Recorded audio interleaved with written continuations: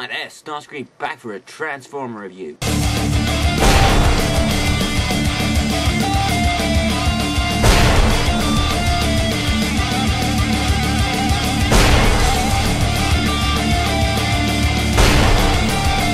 Okay, fine. Alright, and you know the one it is, don't you? Oh yes.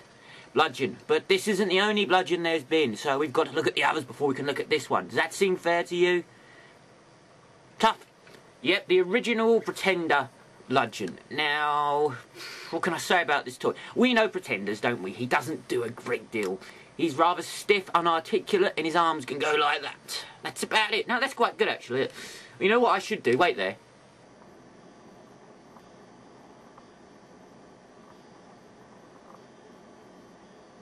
See now you know what I mean, don't I? It looks really daft. Never mind. So, he's in this mode. Character-wise, he's great. He leads a contingent of Decepticons he gathers together when Megatron's not there. But Megatron eventually comes back in G2 book, or the later adaptation, which I think is Dark Designs. I was right, it was Dark Designs. And Megatron, G2 Megatron that is, kills him. And then Bludgeon, obviously, is a Pretender, so he kills the external shell.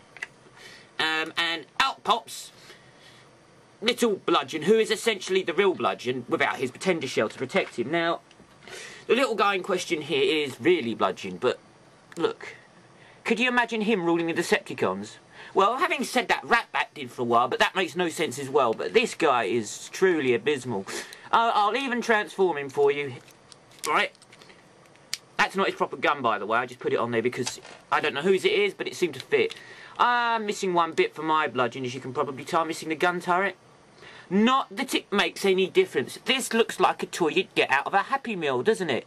Although if I got this in my meal, I would not be very happy. So the original one is a great character, but he's a rubbish toy. Now, this isn't essentially Bludgeon. They just renamed him Bludgeon. Originally it was Generation 2, little miniature Megatron, and he was purple. And it said Megatron rules along the front. He's around here somewhere, but I was looking for him, and I'll be honest, I can't find him. I know he's up there somewhere, but I can't find him, so he can stay there. So, it's a great toy. Squirts water out of there. Isn't that great? No, not really, but the toy is. I really quite like it. He's very poseable compared to the original Bludgeon. And he does a lot with his arms. He goes into quite a good little tank. As regards the character of this one, I don't think he really has a great deal to do. There was other variations or other characters with the name Bludgeon, but they didn't have toys, so they just repainted Megatron and called him Bludgeon. Because I suppose it works, really, because he's a tank, isn't he, essentially? So forget the Pretender shell bit. Essentially, he is a tank, so to recolour a Megatron into Bludgeon's a good idea, especially when he's the one who took over command of the Decepticons. It makes sense. Here's the latest one. Every time I say Bludgeon, I think of a heavy metal band. Don't you think it would be great?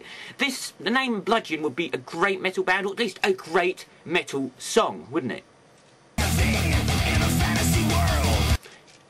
Anywho, here is the later set Bludgeon of, apparently, Revenge of the Fallen, but we know he isn't, because there's another one that's better, which we'll get to in any minute now. But not this minute. A minute later than now. Yeah? No? Okay. This one is quite nice, but it's just a recolour of original movie toy. I say the original Michael Bay movie toy. Horrible words. Michael Bay and Transformers, they just don't go together. I'm sorry. But this toy's quite nice, and he has these, whatever they are, that flip out. Apparently they're supposed to be swords of some kind. It's quite good. I really like this toy. I always liked the mold. The original one was white and he looked horrible. This one looks a hell of a lot better. He actually suits the green colour. He's very poseable. I really like the toy. Apparently he's really badly damaged in a battle with Whirl. That's why they're in a two-pack together, but he manages to escape.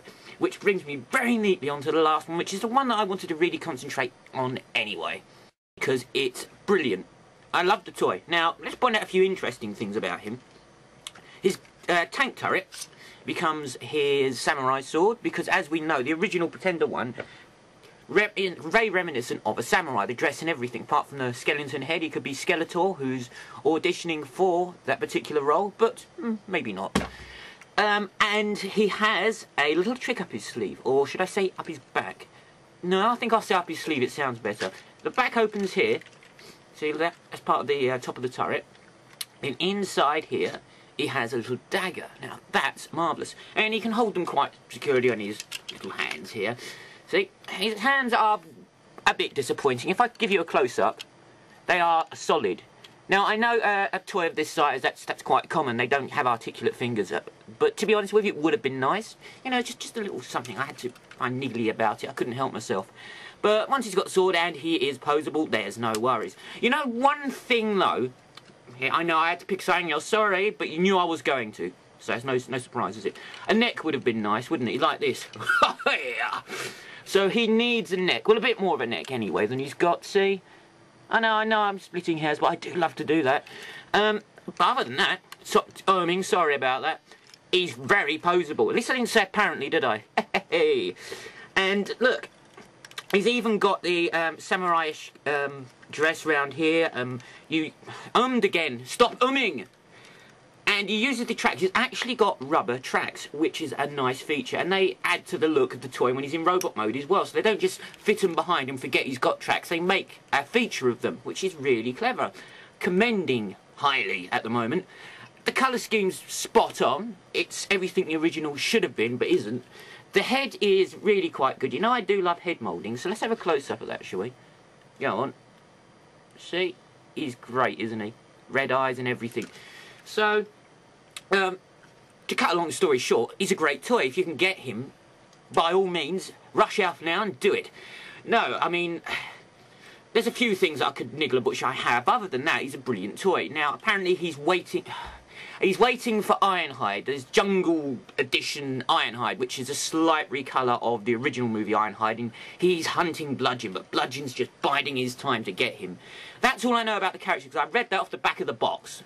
Other than that, I don't know. He's not in the film, well, not as far as I can tell, unless there's a director's cut version where he's in the background doing nothing like all the other robots do in the film. Nothing. Other than that, it'd just be a CGI mess anyway, so I'm pleased he wasn't. Definitely a recommended toy to get. So, I'll show you him in alt mode at the beginning, maybe, because he's a bit of a bastard to transform, to be honest, because he is so fiddly and bitsy. But, just for you guys, I think I will, because I'm that nice. I'm feeling in a good mood today, you know, and I think you guys deserve it. So, that's Bludgeon. What a great toy and a very good character. Now, just a few things before I vanish again for a long time. Thank you very much, Mike, for the heads up on the Megadeth, your info on it and your take on the album. That's great. I will do a overview of the album. I was finding it difficult to articulate it, but I will do it, and I haven't forgotten. And thanks for all the stuff you sent me about it. That was brilliant, mate. Cheers. And there's something else on the way, but I'm not going to say what that is. I've got some things in line, but they're taking a lot longer to get done than I thought. And one more thing, I will do the 5th part of Virtua Fighter. Okay. So that's me, that's Starscream signing off, saying take care, guys, and see you out there.